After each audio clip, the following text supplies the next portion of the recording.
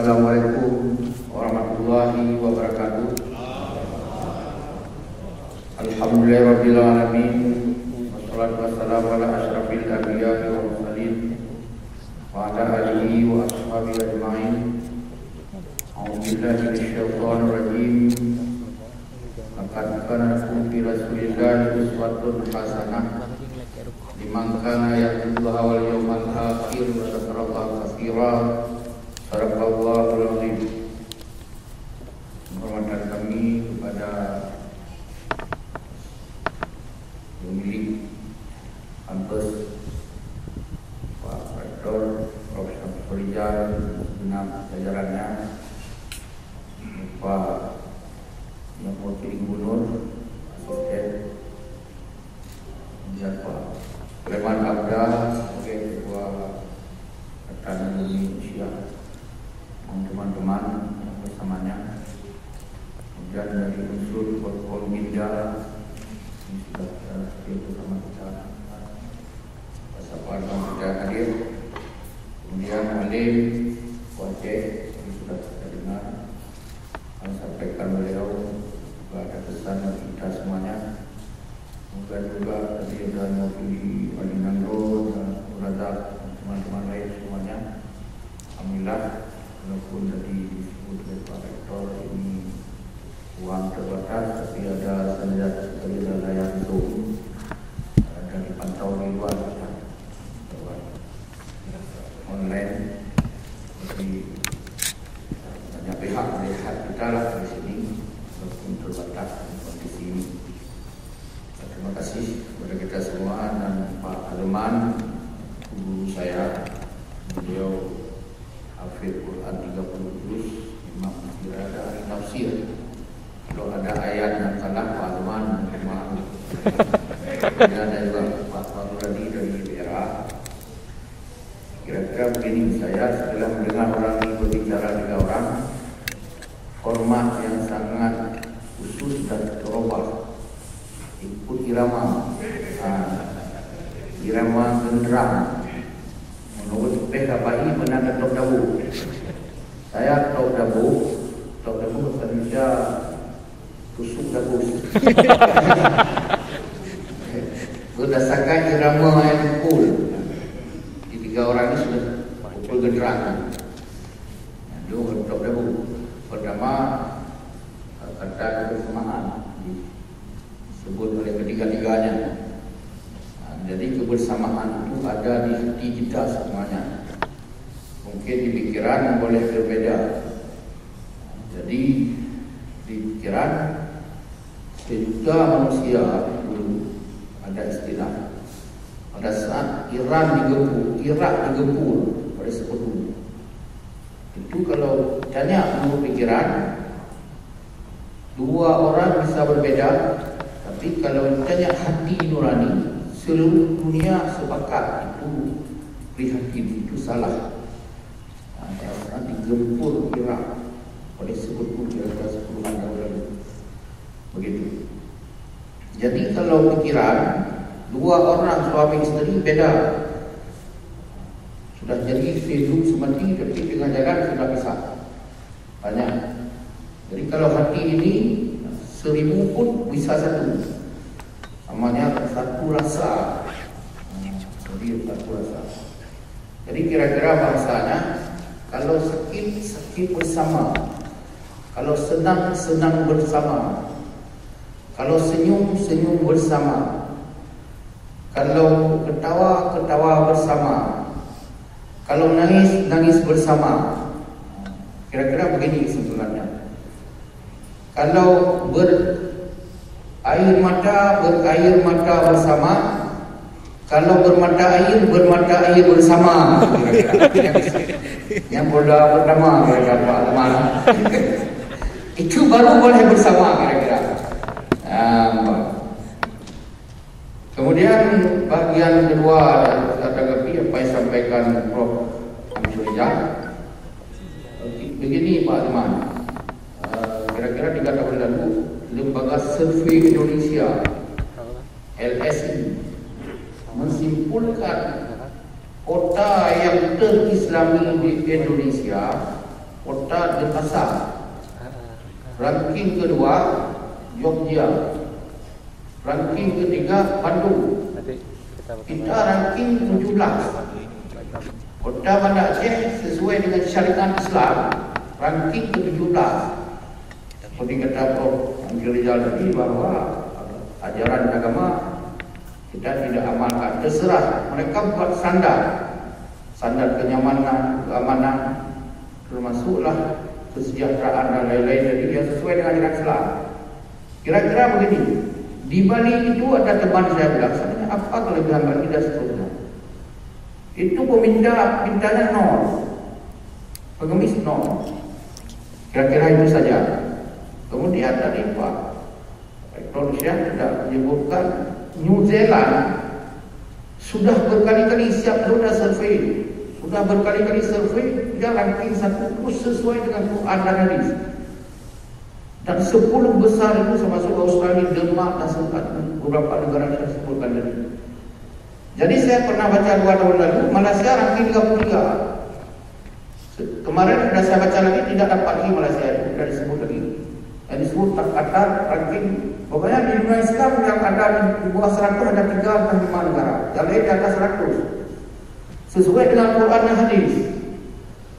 Nah, ini sesuatu yang juga mungkin menjadi perhatian kita, ada yang salah. Di mana salahnya? Nah, jadi negara orang sudah standar dengan Quran dan hadis. Nah, ini yang kedua saya tanggapi dulu. Kemudian yang ketiga menyangkut dengan buku 100 tokoh. Jadi buku 100 tokoh ini sudah sampaikan. Dan 2 itu bisa dilacak kembali nanti di internet. Kemudian sekali beliau itu Michel jadi kuliah di Jerman. Beliau orang Amerika, ahli NASA, ahli fisika. Setelah buat penelitian 28 tahun, dia menghasilkan buku 100 tokoh. Jadi kuliah umum di Jerman di kampus dilempar, bukan diberi, dilempar dengan sendal, dilempar dengan kopi apa yang ada di tangan, dilempar. Caci maki, kenapa taruh Nabi Muhammad di ranking 1, kenapa tidak Nabi Isa atau Nabi Musa? Karena orang itu sebenarnya dari Islam dan keluar dari Nasrani atau dari Bani Israel. Jadi setelah dilempar oleh mungkin banyak sekali bukan lemparan, ledakan dulu. Kemudian dijawab bahwa saya sudah buat penelitian ini 28 tahun, beribu malah berjuta lembar itu untuk mendapatkan masukan. Jadi sudah dibagi formulir. Jadi hanya Nabi Muhammad atau umat Islam dalam pilihan bagaimana kalau nabinya dihina. Nabinya dihina, bagaimana sikap Islam? Semua memilih saya siap mati untuk Nabi Muhammad SAW. Dan semua agama lain tidak ada pilihan kepada nabinya seorang pun saya dapat. Berjuta-juta jawaban umat Islam itu jawaban pada poin Nabi itu dihina, Nabi Muhammad dihina. Jadi jangannya di sini ada orang Yahudi tunjuk tangan. Apakah ada di antara anda kalau Nabi anda Nabi Musa dihina mau mati untuk Nabi Nuh? Tidak ada yang beri tunjuk tangan di situ. Kemudian ditanya lagi yang Nasrani, ada yang Nasrani semua tunjuk tangan. Adakah anda itu mau mati untuk Nabi Isa? Tidak ada seorang pun tunjuk tangan. Ini di antara ditulis buku itu dijawab di situ. Kemudian pada saat kuliah umum di Inggris lebih rasional. Profesornya doktor bertanya kenapa anda taruh di situ. Dia bilang bahwa jawaban dia di situ bahwa Nabi Muhammad itu pada saat menerima wahyu, beliau itu ada 4 orang lain yang menerima Islam.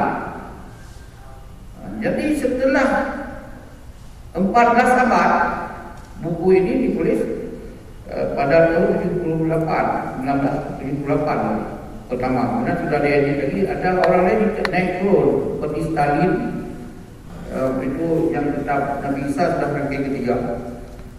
Jadi ada tulis ulang buku itu beberapa kali. Jadi pada saat Itu tadi 4 orang awalnya, 1 orang perempuan Khadijah, kemudian Abu Bakar, kemudian Ali, 1 tidak disebut siapa. Mungkin budak Ammar bin Yasir. 4 orang. Setelah 14 abad, ini umat Islam saat dia tulis buku itu 1 miliar 300 juta sekian, hampir 1,5. Kalau hari ini hampir 2 M penduduk bumi yang Islam, dari 8 miliar. Jadi dia bilang semua teori yang tidak benar, yang ada kebohongan, ada yang tidak benarnya itu tidak akan sampai 1400 tahun. Ini sudah melampaui 1400 tahun. Pada saat ini sudah tidak ada perlu dipertanyakan lagi agama ini. Nabi Muhammad tak perlu dipertanyakan lagi. Pada saat dia tulis buku itu, pada saat dia dikritik di Inggris, itu jawaban dia yang langsung. Yang tidak langsung boleh ditekan Google hari ini, masuk buku 100 tokoh. Jadi yang awalnya saya lihat cuma 2 lembar alasannya, sekarang sudah ada pengulas, penafsir saya lihat. Jadi yang mana, apakah yang waktu di kedua, ketiganya dia tafsir sendiri, karena tidak dijelaskan siapa yang menafsir tulisan dia. Jadi yang awal sekali kira-kira begini, yang asli sekali itu ada buku 100 tokoh di pustaka, sudah terjemah pula ada. Jadi ditulis itu karena intinya begini, karena kesuksesan. Ini yang paling penting sebenarnya bagi kita. Jadi kesuksesannya karena Nabi Muhammad, seperti tadi kita sebut bahwa tidak bisa membaca. Apa kata muallim ini, tidak bisa membaca. Ma'ana biqari, ikra ma'ana biqari, saya tidak bisa membaca. Kira-kira sana tidak bisa membaca, tidak berpendidikan. Kemudian direkrut kaum budak. Budak itu Ammar bin Yasir dan sebagainya.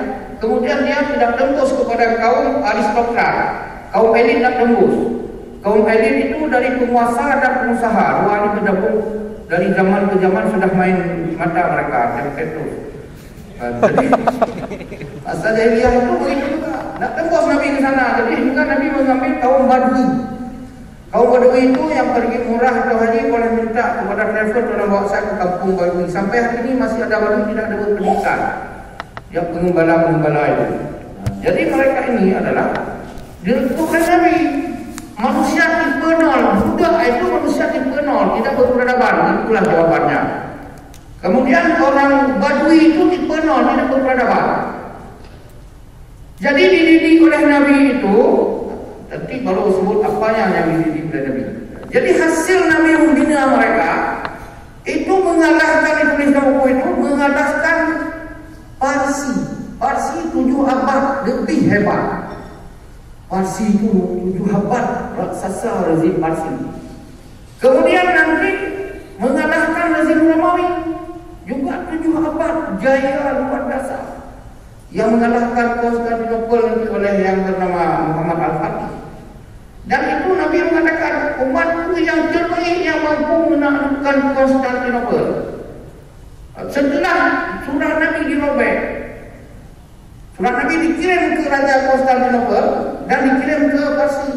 Yang ke Parsi tidak dirobek, hanya tidak diterima bagus. Yang sana dirobek, dilempar, dilempar ke muka yang bawa surat.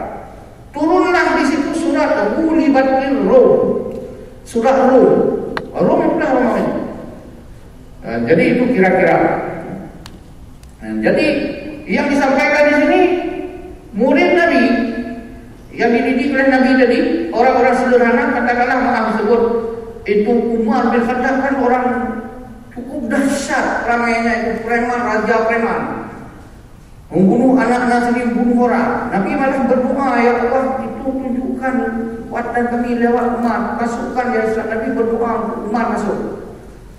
Itu ada sahabat Nabi Abu Bakar, ini bagaimana sejuknya, kemudian ada Umar, bagaimana gagahnya. Contoh gagahnya begini, pada saat Nabi mau hijrah, sudah hijrah, diketahui oleh penguasa Mekah. Jadi pada saat itu ditanya, siapa yang kamu usul Nabi lagi, Muhammad lagi ke Mekah, ke Madinah? Itu kami tunggu di perbatasan disembelih. sampai ke telinga Umar. Kemudian Umar siap dengan kuda pacunya. Di mana ada keramaian dia ngomong, siapa yang mau di antara kalian pisah dengan orang tua, siapa di antara kalian yang mau anaknya menjadi yatim, siapa di antara kalian yang istrinya menjadi janda, tunggu saya kepada saya besok. Saya jam ini, kain ini, detik ini sendiri saya jalan. Tunggu saya, kemana-mana orang ramai dia omong itu. Seperti itu. Sebelumnya dia luar biasa menakutkan. Masuk Islam bukan menakutkan. Begitulah orang dirubah oleh Nabi yang wataknya seperti itu. Jadi 6 tahun Nabi wafat. 4 tahun Umar memimpin, 2 Abu Bakar. Pada tahun keempat Parsi total ditaklukkan. Ini yang paling dahsyat dibilang.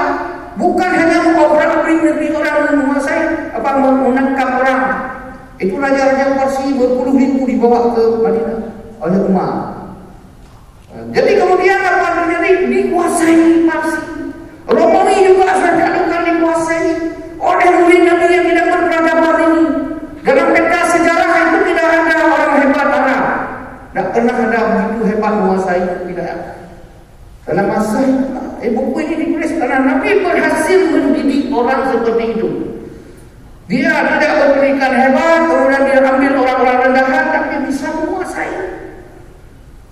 Ini tadi. Jadi ini dalam buku itu. Tapi dalam uraian terakhir ini, saya heran kok sudah ada apa adanya digambarkan Nabi itu di situ. Nabi Muhammad sebut saat jahiliyah 40 tahun Nabi di masa jahiliyah, tapi tidak terkontaminasi dengan pikiran jahiliyah. Nabi terselamatkan akidahnya. Yang lain, Ali disebut karramallahu wajhah, itu wajahnya selamat. Ali karramallahu wajhahu tidak pernah masuk agama lain. Ali. Yang lain semua orang pernah masuk agama lain, termasuk Abu Bakar, Umar, Utsman dan lain semuanya. Jadi Nabi Muhammad dengan 40 tahun usianya sampai jadi Rasul tidak pernah dikira-kirakan itu sebagai orang yang terlibat di sana masa itu bebas, free sex, LGBT semua boleh, semua yang tidak boleh semua boleh. Coba bayangkan tidak ada hukuman semua boleh, tapi kita tidak menikmati apa-apa pada saat sebulan semua boleh itu. Ini yang dahsyat sekali oleh ulasan bukan atau dari Michel itu bukan. Tapi sampai dari sampai dulu kita boleh tekan Google itu 100 tokoh itu alasannya panjang-panjang. Jadi itu yang paling penting itu Nabi itu tidak terpengaruh pada pra-rasululannya itu. Dengan kondisi yang semua boleh, tapi Nabi ada standar. Di samping digambarkan Nabi kesederhanaan, ada kebersamaan Nabi. Kemudian ada nanti kebersamaannya apa? Itu tadi pada saat itu jatuh Hajar Aswad, heboh orang semuanya. Ini sesuatu yang ajaib. Jatuh ini sesuatu yang ajaib. Jadi bagaimana cara mengangkatnya ini? Kami tidak ada yang mau mengalah. Saat itu ditunjukkanlah kalau itu kita supaya kita terima cari itu Muhammad. Pengalaman saya lihat kemarin hari-hari yang sejuk sekali dia. Dia selalu mengajarkan kedamaian. Dia memberi contoh kedamaian. Bagaimana kita ini supaya tidak ada masalah. Jangan habis dinaikkan ini nanti kita bertengkar. Ini urusan saya, ini hak saya, ini tidak urusan itu. Jadi akhirnya dipanggillah Nabi Muhammad, belum Nabi saat itu. Jadi kemudian Nabi tidak mau waktu dan kesempatan langsung menolong kita. Sudah ini yang besar suku kita 4 disebut dia ini mewakili suku ini satu, mewakili ini satu, ambil dulu. Ambil kain putih, entah bagaimana ceritanya itu. Jadi diambil batu itu, ditaruhkan ini angkat bersama. Nabi menuntun mereka. Ya seperti itu nama persamaannya. Itu sudah tercatat. Sampai terakhir Nabi dapat ijazah kumlot bidang Al-Amin. Itu dia. Modal Al-Amin lah dia menjadi Rasul. Pada saat beliau menjadi Rasul, semua orang itu sihir. Itu sudah disunat. Itu sudah tidak. Itu seperti maaf sebut. Bukan ini tidak ada urusan. Seperti tadi pagi saya, itu di WA saya. itu galerinya bebas masuk. Begitu saya buka galeri itu, saya hapus. Kalau enggak hang saya punya. 1 sampai 50 itu cacian, makian, bulian yang hina sekali kepada Habib Rizik. Masuk itu terus ya Allah, kok ini semua kok ada yang beda seorang pun. 1 sampai 50 masuk cacian yang terdahsyat, bahasa terdahsyatnya Habib Rizik. Dan 2 kali katur, sekarang sudah 2 kali katur. Luar biasa. Terserah Habib Rizik sampai kita enggak urusan. Tapi begitulah mungkin cacian pada saat Nabi mengatakan saya menjadi rasul. Amannya rasul itu anak gini anak inusal ini, sihir ini semuanya.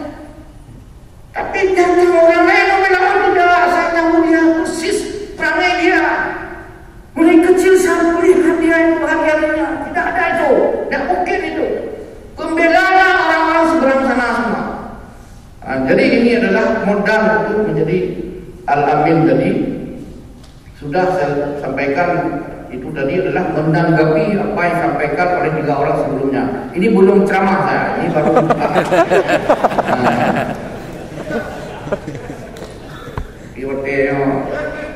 nah kan ini dengan Pak Cuma nyonya kan mobil lebih tidak mobil ini yang penting.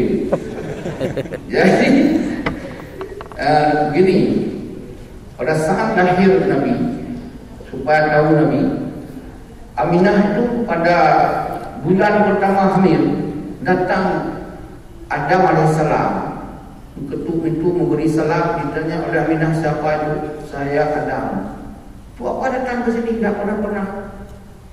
Saya datang menyampaikan yang dalam kandunganmu, hai Aminah, adalah calon Nabi akhir zaman dan seterusnya.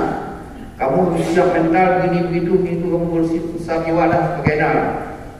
Bulan berikutnya datang Nabi lain lagi, sampai betul-betul 8 orang Nabi datang. Kita tak usah bertanya apakah ini Nabi benaran atau mimpi atau sebagainya, tapi begitulah. Seperti Nabi Isra Mi'raj, jumpa dengan Nabi-Nabi itu, bertanya apakah Nabi benaran atau mimpi atau sebagainya, tak usah jawab itu. Kemudian malam kelahirannya itu didatangi oleh wanita-wanita agung dunia. Pertama adalah istri Adam, nenek kita Hawa. Kemudian istri Fir'aun datang. Kemudian ibunya Nabi Isa itu menunggu kelahiran. Pada detik kelahiran itu sudah turun malaikat kosong langit. Kosong langit malaikat berselawat kepada Nabi dan seterusnya. Mungkin mulai itulah innallaha, sesungguhnya Allah wa malaikatahu, dan seluruh malaikatnya yusalluna ala nabi wa yaqra, berselawat kepada Nabi. Ya ayyuhalladzina amanu, wahai orang-orang, sallu alaihi, kamu wajib berselawat kepadanya. Wassallimu taslima. Jadi kata Aminah, saya apakah rasional waktu meminta perintah ini? Pada saat lahir itu jari Nabi begini, di ujung jari Nabi keluar cahaya menembus langit. Kan ada loteng Nabi terasa bagaimana, tapi begitulah Tuhan mau kasih langit cerah, tembus ini tidak ada besar. Turun malaikat disaksikan juga oleh Aminah. Malaikat disaksikan dan juga begitulah seterusnya bercahaya di malam hari seperti siang. Yang penting lagi ceritanya, besok pagi beritanya sampailah kepada Abu Lahab. Begitu sampai berita kepada pamannya itu bahwa sudah lahir, waktu sampai ke Abu Talib diambil oleh kakeknya dikelilingi Ka'bah, itu lain cerita. Yang penting Abu Lahab. Abu Lahab itu begitu tahu sudah lahir punahnya laki lagi, dia senang. Tepuk tangan mungkin dulu, senang sekali dia. Di pagi hari Senin, karena lahir malam Senin, paginya sampai berita. Jadi gara-gara senang saja itu, walaupun nanti menjadi musuh nomor 1, apa jadinya? Per hari Senin setiap minggunya sampai kiamat dunia, mulai mati dulu si Abu Lahab itu, sampai kiamat dunia dia diberi rahmat syafaat, diberhentikan azab dia. Pagi Senin entah jam berapa atau jam berapa, tak usah tanyalah. Karena Senin di sini dengan Senin di Arab beda. Jadi itu tiap Senin dia menunggu Senin, dia pertama tidak diazab, tidak mendapat rahmat, air yang enak semuanya mungkin. Itu gara-gara hanya senang waktu lahir. Apalagi kalau kita memperingati Maulid dan sebagainya ini. Jadi ini adalah kelahiran Nabi Muhammad SAW. Kemudian perjuangan berikutnya adalah di Mekah. Tadi kita berpikir Nabi Muhammad itu Nabi di formatus, sudah terima dakwah. Tidak. Banyak Nabi yang gagal. Nabi Zakaria, beliau itu meninggal dalam pohon kayu dibelah. Kenapa Nabi Zakaria Nabi dakwah dikejar orang lari. Waktu lari disuruh lari oleh Iblis. Iblis ini menyerupai manusia sudah beberapa kali. Nabi Adam AS dipikir malaikat ini. Ya Adam, itu makan kamu, jangan, la taqrabah hadhihi syajarah, jangan kamu dekat, kata Allah. Ini kapan lagi kamu suruh di buah khuldi itu? Enggak, itu dulu itu, hari ini sudah oke, tidak ada apa-apa lagi. Itu tidak ada apa-apa, tidak ada yang lihat, tidak ada yang itu, tidak ada yang buka CCTV sini, tidak ada apa-apa. Itu tertipu karena dia menyerupai malaikat pakai sorban, pakai semuanya. Tertipu. Jadi juga ditipu lagi pada Nabi Zakaria. Belum ada apa-apa, tengok orang lari, kemudian tidak ada tempat berlindung, mohon muncul iblis itu, kau minta pada pohon ini, dia sambung. Dibuka pohon, masuk dia, datang orang pekerja, ini dia potong, belahlah dia. Jadi ada yang gagal. Nabi Nuh gagal, anaknya saja tidak mampu. Nabi ini, Nabi itu juga. Nabi Yunus juga lain lagi, dia sampai ditelan ikan itu, naik kapal orang, dia gagal. Banyak Nabi yang gagal, tidak semua. Nabi Musa itu gagal pada dengan Nabi Khidir. Dalam surat Kahfi dia bertanya terus, tukang ngomel, tanya, dia boleh ikut lagi. Jadi begitu.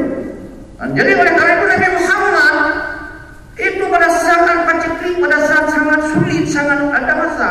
Quran menyebutkan inna ma'al usri yusra. Kamu wajib ada untuk usri, sulit, susah. Susah sesusahnya, sulit sesulitnya. Inna itu sungguh-sungguh. Ma'al usri dulu baru yusra. Tidak ada sen selebih dapat semuanya, itu tidak ada abrak-abrak. Mungkin itu mimpi saja atau sunnah. Habis itu tidak ada juga. Jadi oleh karena itu diulang oleh Allah, inna ma'al usri yusra, inna ma'al usri yusra. Pada tempat saat diulang persis.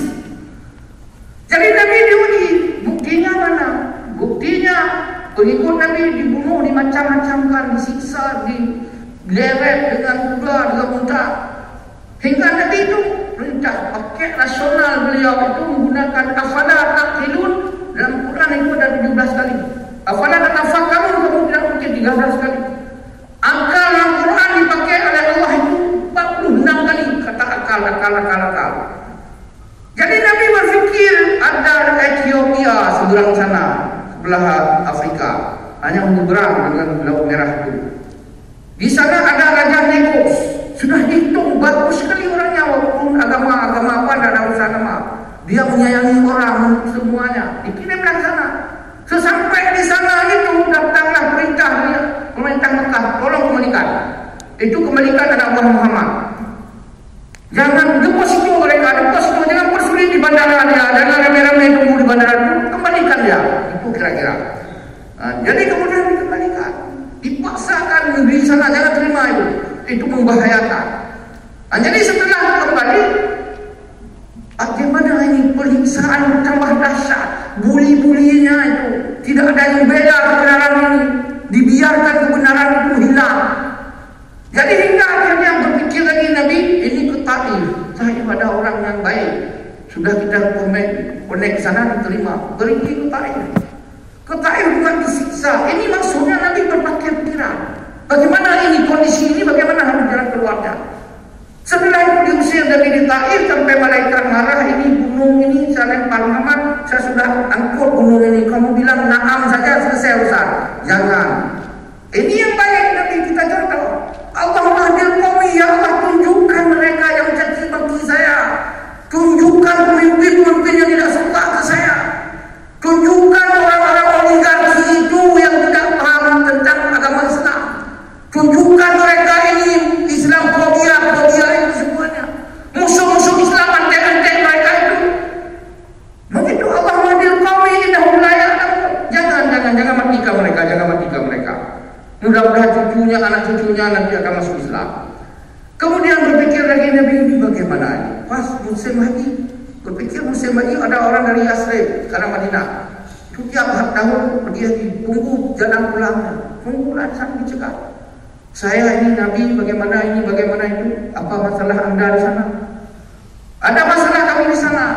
Dua suku besar, suku Khazraj dengan suku Aus, itu bertengkar, merasa sama hebat. Kami punya barang hebat, kami ini keturunan orang hebat semuanya, orang itu juga. Tidak selesai-selesai Rasul. Saya kira dalam Islam datang itu nanti engkau datang di sana bisa selesai, bisa. Saya jamin kata Nabi.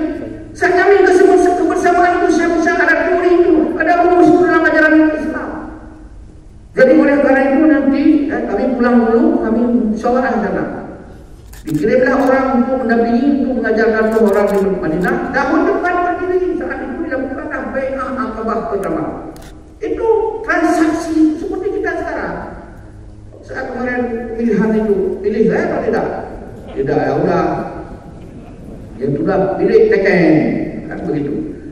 Jadi kemudian daripada itu berangkatlah Nabi ke sana pada tahun berikutnya nanti setelah datang balik dibawa undangan kira-kira. Jadi udah kirim lagi orang sana ngajarkan sana. Waktu Nabi dah sampai sana maka ada tadi Talal, Badrun, Alaina dan seterusnya.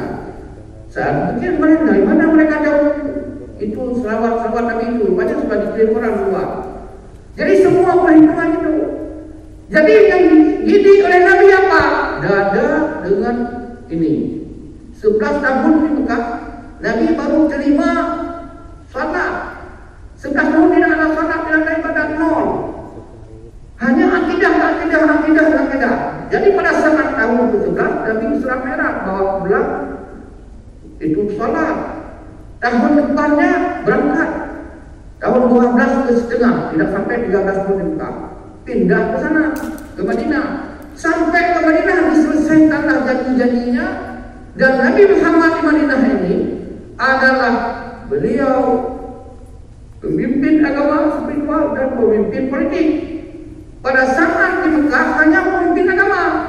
Jumlah yang masuk Islam dalam saya punya beberapa kali catatan tidak sampai 200 orang. 13 tahun perjuangan agama ke agama tidak sampai 200 orang.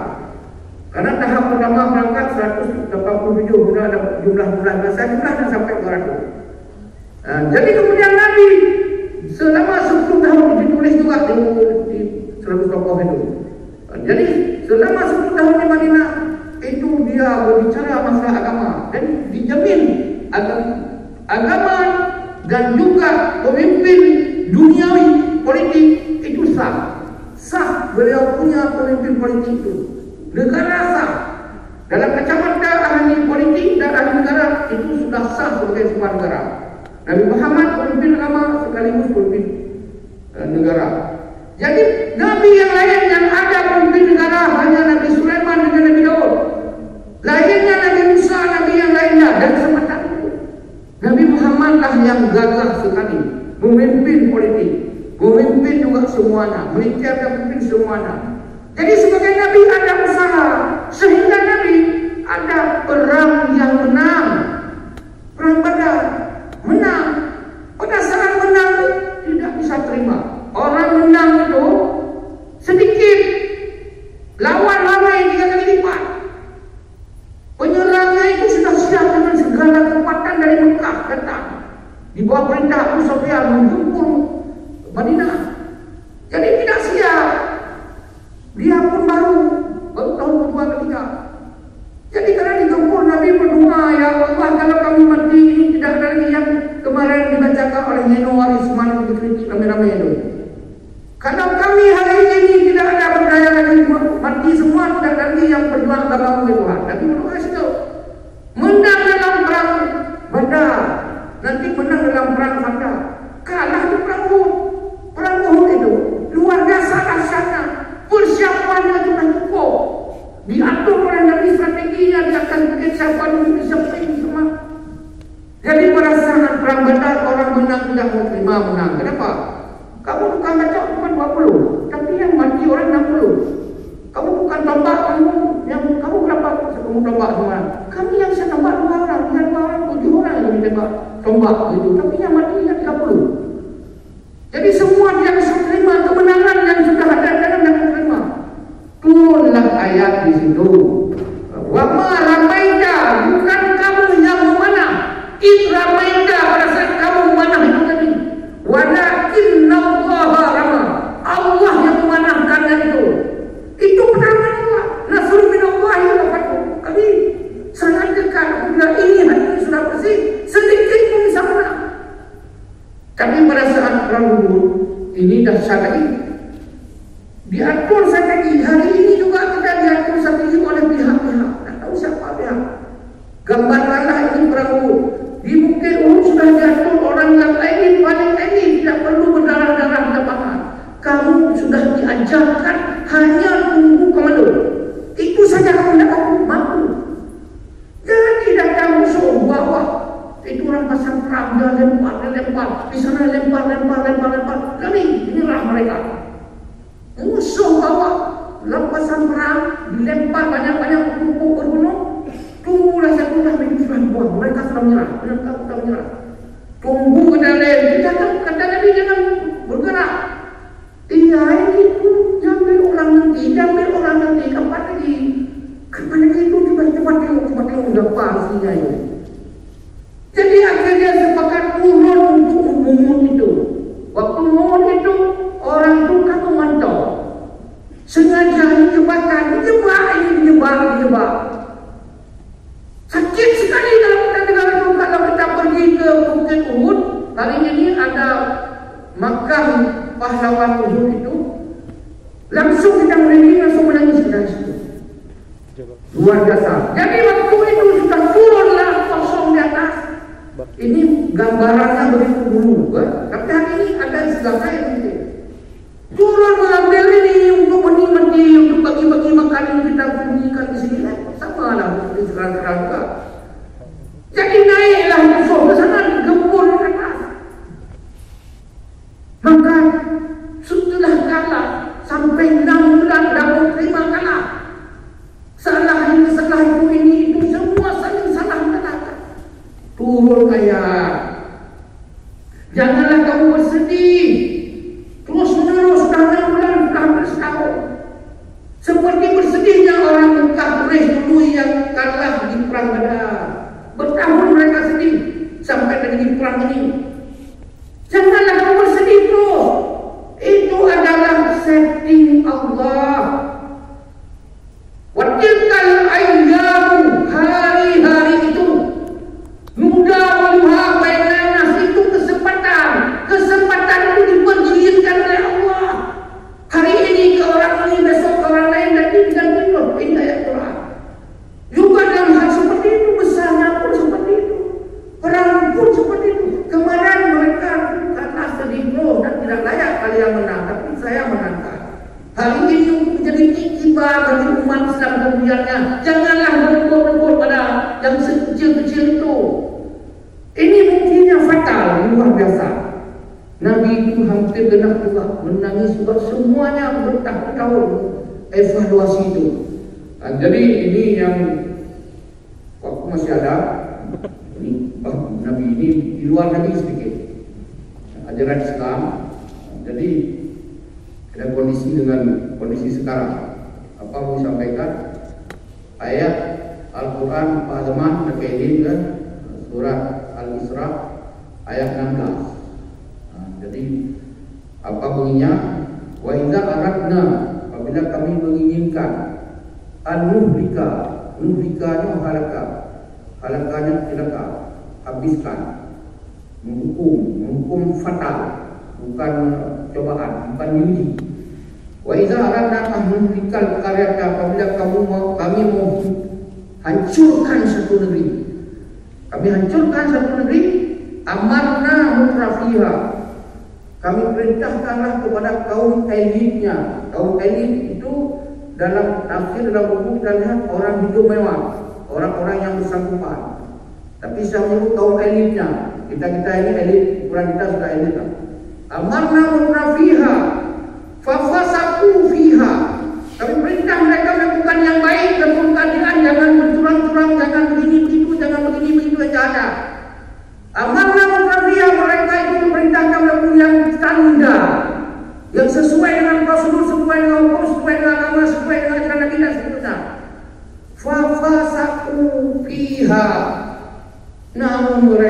itu melakukan kecurangan, kebohongan, melanggar undang ini, melanggar hukum itu dan sebagainya. Fa fasaku fiha, fa haqqa 'alaiha al-qawlu, kata Allah. Maka wajib hak itu berhak, pantas patutlah, fa haqqa 'alaiha, kepada negeri itu qawlu, hukuman, sanksi diberikan oleh Allah. Dan apa ujungnya? Fadammarnaha, kami akan hancurkan negeri itu tadmira, sehancur-hancurnya. Inilah saya lakukan kepada kaum cerita Al-Quran jelas sekali.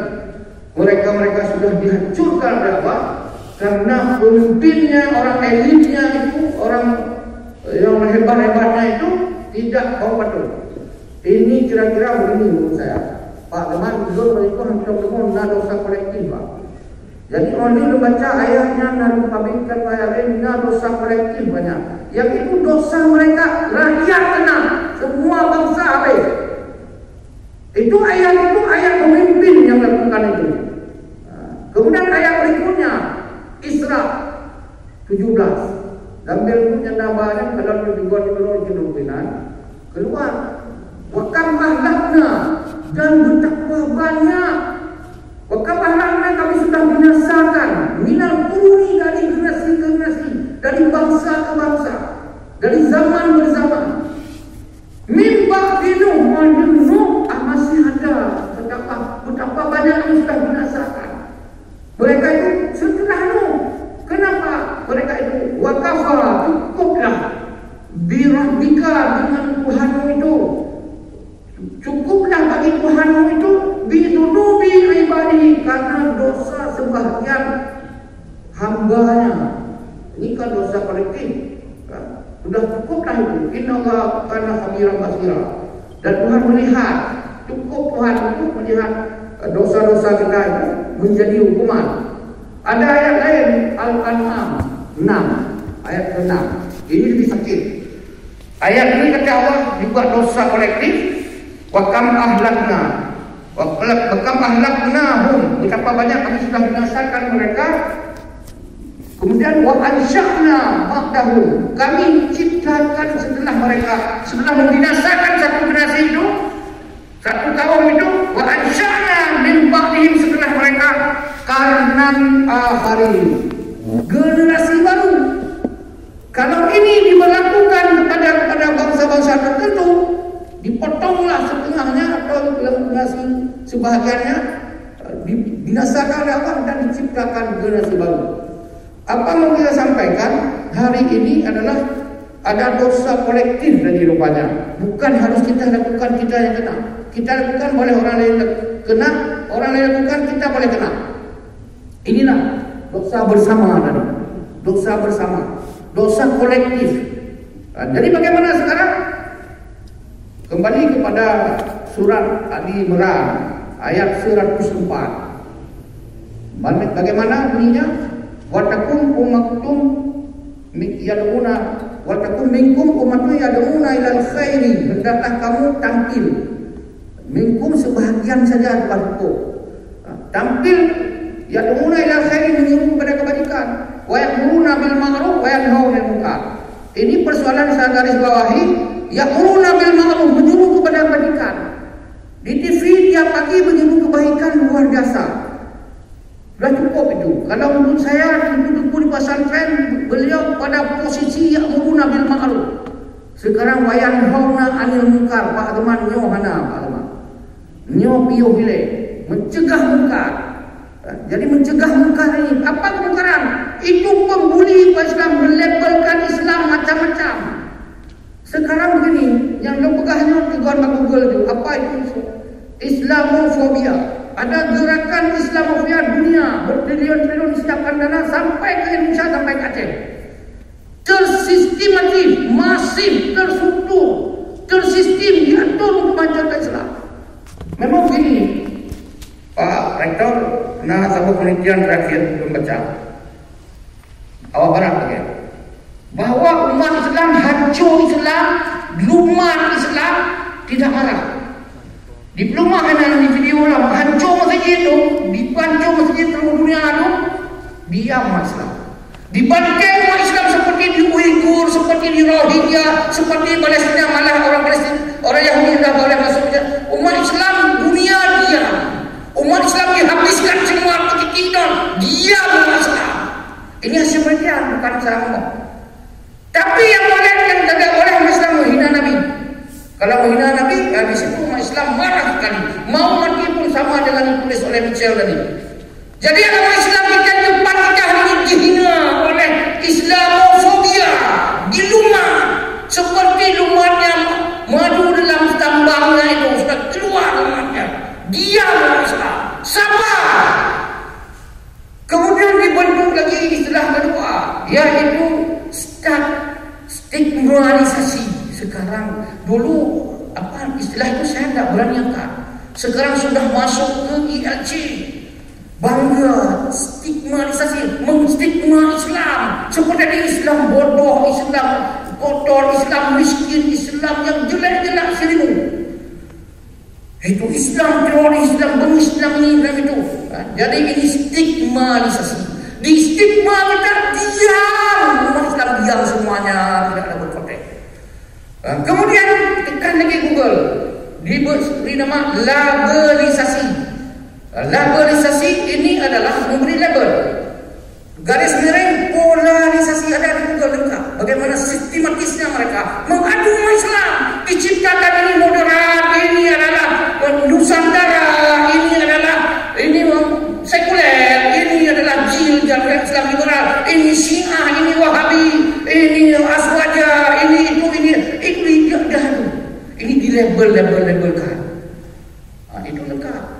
Jadi oleh karena itu, karena itulah umat Islam yang tidak terkontrol ini, yang kita tidak takut, ini kita takut ke atas, di atas lagi ada lagi, takut ini, takut itu, inilah yang disebut penyakit Wuhan. Hubud dunia perkara yang mau. Ini sudah kita mungkin. Karena diam itu tadi, karena supaya cari aman, di aman saja. Saya di aman sudah selesai sampai pensiun, sampai mati saya tidak ada urusan apa-apa, sudah aman. Ini aman dengan istri saya, sudah hitung-hitung semua aman, tidak ada masalah. Jadi oleh karena itu menjadilah pembiaran. Jadi muncul sendiri itu dua itu. Ini saya melihat sendiri sosiologi atau sekiranya bukan karena melihat tidak pihak. Ini namanya disebut adalah politik identitas. Tekan Google politik identitas. Mencari identitas dan paling bahaya hari ini itu sudah hayal ala jihad. Hayal salah dengan hayal jihad. Ini adalah produk mencipta suasana yang muncul. 212 muncul ramai berbondong-bondong kepada satu orang itu karena tekanan ini, karena stigmatisasi tadi, karena labelisasi tadi. Muncullah yang bernama tadi disebut dengan nama politik identitas. Ini kalau ini terjadi, belah bumi Indonesia ini, belah. Mana yang dibelah menjadi identitas munafik, buzzer masuk ke sana, itu flinzer masuk ke sana, pejabat-pejabat yang panjang lidahnya masuk ke sana, malah lidah sudah bercabang-cabang, menjadi pejabat siang mental, menjadi penjilat. Itu sudah jelas nanti, dibelah dua. Jadi siapa inilah yang bernama ini teori, bukan saya ini. Bacaan Google, saya mau debat duduk Google-nya semuanya. Belum lagi proxy war kita bicarakan, belum lagi oligarki yang itu sudah di INC disebut bangga oligarki. Jadi ini adalah muncullah semua seperti pembela Islam ini, pembela Islam macam ini karena yang sebelahnya itu dipocoplos. Terserah siapa ini masuk kepada kelompok yang ini yang itu tidak ada usaha. Tapi ini kondisi umat Islam hari ini, kita diam-diam saja. Inilah yang disebut tadi. Kita harus ta'muruna bil ma'ruf wa tanhauna 'anil munkar. Kemudian Ali Imran, Pak teman, Ali Imran 110.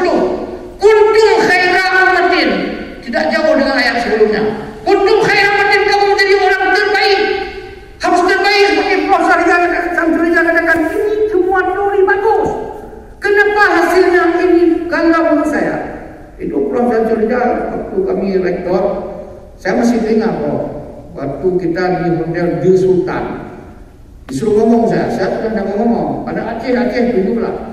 Jadi saya ngomong, ini by design, sudah Indonesia merdeka hampir 75 tahun. Orang Indonesia yang belum merdeka 75%. Ini by design, ada grand skenario. Saya ngomong di depan rektor-rektor Indonesia itu, baik yang di Departemen Agama dan Departemen lain. Ini by design, ada grand design supaya jangan maju-maju bangsa ini. Coba bayangkan Habibie ditanya oleh Najwa Shihab cukup kencang. Ditanya, apa yang paling sakit Bapak yang selama hidup Pak? Didesak terus. Adalah saya menandatangani untuk mematikan itu pabrik pesawat. Itu yang paling menyakitkan. Dipasarkan oleh pihak-pihak Teken. Tidak hidup.